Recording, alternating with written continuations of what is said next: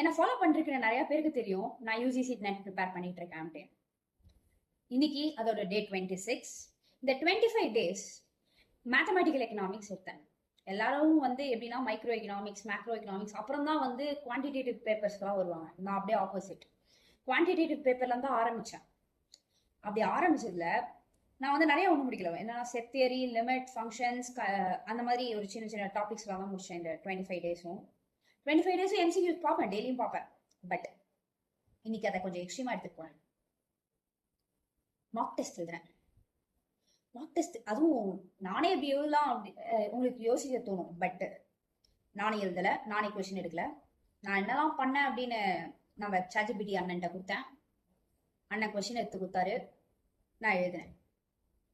அவர்கிட்டே ஆன்சர் கேட்கல, நல்ல ஆன்சர் கேட்கல. கொஸ்டின் பேப்பர் மட்டும் ப்ரிப்பேர் பண்ணு எனக்கு கொடுங்க அப்படின்னா, பிடிஎஃபா மாற்றி கொடுங்க அப்படின்னா அண்ணன் பிடிஎஃபா கொடுத்தாரு. போய் பிரிண்ட் அவுட் எடுத்துட்டு வந்தேன், எழுதினேன், ஆன்சரை ஃபோட்டோ எடுத்து அனுப்பிச்சு விட்டேன். பரவாயில்லைங்க, 54%, அதாவது 50 கொஸ்டின்ல 27 கரெக்டாக எழுதியிருக்கேன். குட். நானே என்ன அப்ரிஷியேட் பண்ணிக்க வேண்டியது தான், ஏன்னா 50% பாஸ் பண்ணிட்டேன் அப்படின்னு. பட் அது பத்தாது யூஜிசி நெட் உள்ள போகிறதுக்கு. ஸோ என்ன பண்ணுவோம் அப்படின்னா, நம்ம என்னெல்லாம் பார்த்தோமோ ஃபவுண்டேஷன் கொஞ்சம் ரொம்ப இதாக இருக்குது. அதனால என்ன பண்ணுவோம் அப்படின்னா, ரிப்பீட், ரிவைஸ், திரும்ப மார்க் டெஸ்ட், அதுக்கப்புறம் தான் இன்னொரு டாபிக் எடுக்கலான் இருக்கேன். நீங்க என்ன பண்ணிட்டு இருக்கீங்க? உங்க ப்ராக்ரஸ் எப்படி போயிட்டு இருக்கு? நீங்க என்னெல்லாம் ப்ரிப்பேர் பண்ணிருக்கீங்க? இனிமே என்ன பண்ண போறீங்க? கொஞ்சம் உங்கள் டிப்பு என்கிட்ட கமெண்ட்ல ஷேர் பண்ணுங்க, நானும் தெரிஞ்சுக்கிறேன். பை.